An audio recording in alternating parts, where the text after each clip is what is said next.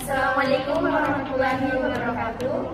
Kami dari kelompok 9 akan melaporkan sedikit tentang program perusahaan kami, yaitu PT Kereta Api Army.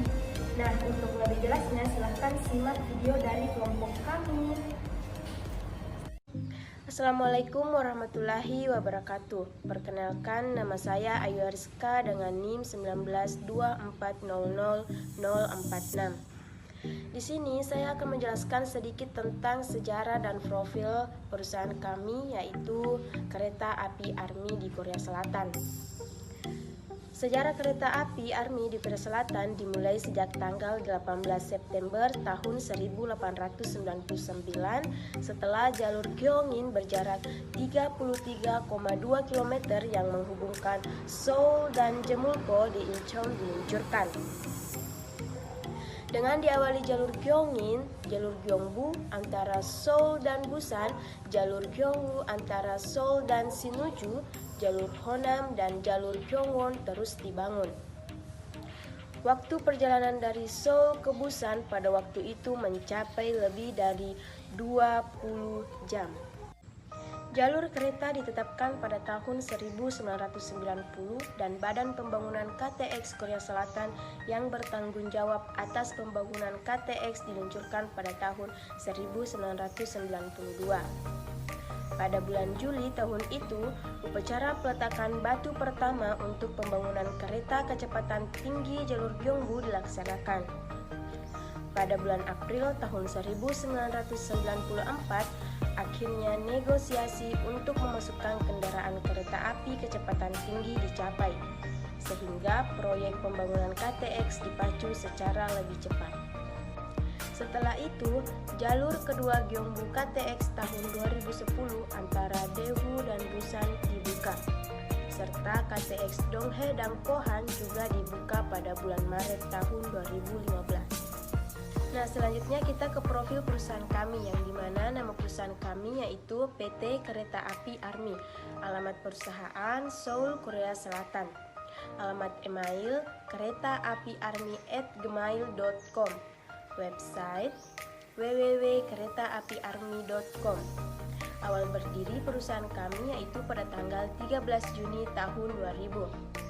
Nama pendiri perusahaan kami ialah I Trimo. Dan yang terakhir, moto perusahaan kami yaitu untuk mengantar para penumpang dengan selamat sampai tujuan. Perkenalkan, nama saya Tegongpa, NIM 1924094. Nah, selanjutnya saya akan membahas mengenai visi dan misi perusahaan. Sebelum kita ke visi dan misi perusahaan, perlu kita ketahui terlebih dahulu pengertian dari visi dan misi tersebut.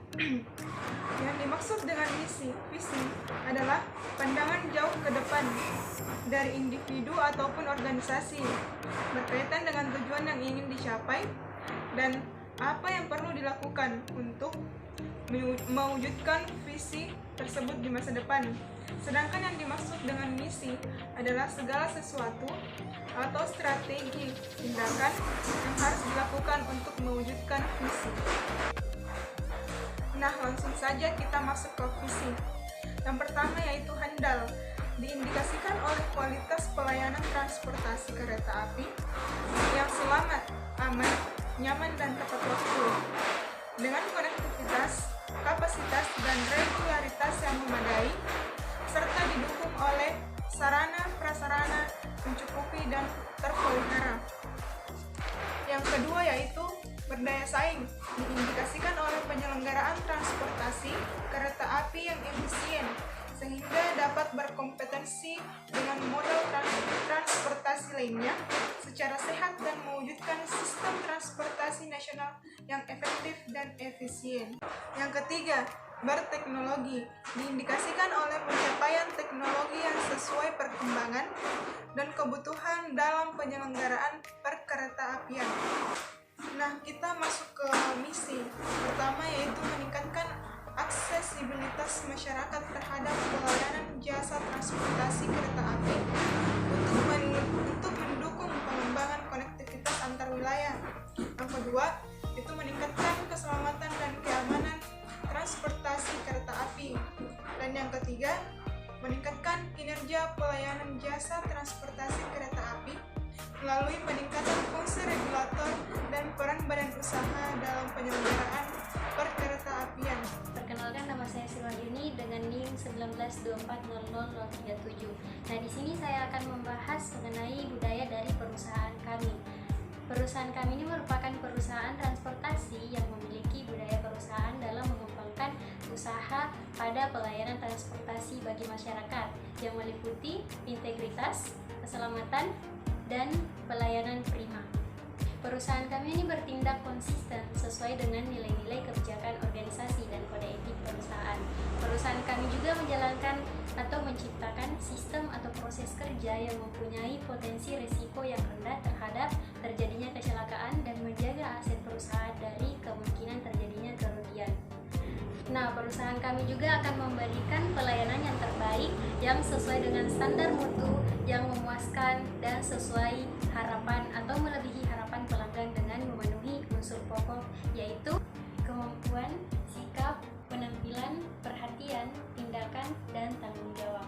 Selanjutnya, produk dan strategi pemasaran dari perusahaan kami. Perusahaan kami ini bergerak di bidang jasa. Produk yang ditawarkan pun berbentuk jasa yang ditawarkan kepada masyarakat yang ingin melakukan perjalanan atau bepergian antar kota di Korea. Karena cara paling nyaman untuk bepergian antar kota di Korea adalah dengan naik kereta api. Jadwal bus di Korea Selatan lebih bervariasi tergantung pada lalu lintas, tetapi itu tidak terjadi pada perusahaan kami, sehingga penumpang bisa membuat rencana perjalanan yang akurat dan pindah ke tujuan dengan tepat waktu. Strategi pemasaran perusahaan kami ialah promosi terhadap daya tarik masyarakat yang dikemas secara menarik, efektif, dan efisien. Tarif tiketnya juga tergantung pada jenis kereta dan jarak perjalanan. Perusahaan menyediakan kereta api khusus untuk orang asing yang memungkinkan penggunaan tak terbatas untuk semua kereta. Saya Mutia Heruni Anwar, NIM 1924103. Nah, saya di sini akan menjelaskan hasil kegiatan praktik kerja di PT Army. Ada 3, yaitu yang pertama, pelaksanaan pelayanan customer service dalam memberikan informasi jadwal kereta api, seperti Seoul ke Busan. Keberangkatannya mulai pukul 7.00 sampai 7.30 setiap harinya, dan Seoul ke Dongdaemun keberangkatannya mulai pukul 8.00 sampai 9.00 dan pukul 11.00 sampai 11.30 setiap hari Selasa dan Kamis. Dan Seoul ke Daejeon keberangkatannya mulai pukul 10.00 sampai 11.00 setiap hari Rabu. Yang kedua, pelaksanaan hari kerja dan jam kerja karyawan.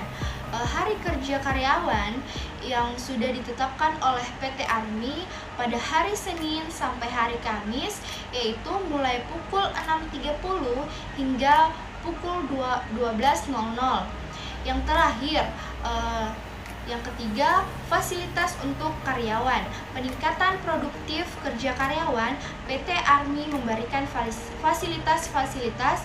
Dengan adanya pemberian fasilitas ini kepada karyawan bertujuan untuk membuat karyawan menjadi nyaman saat melakukan pekerjaan.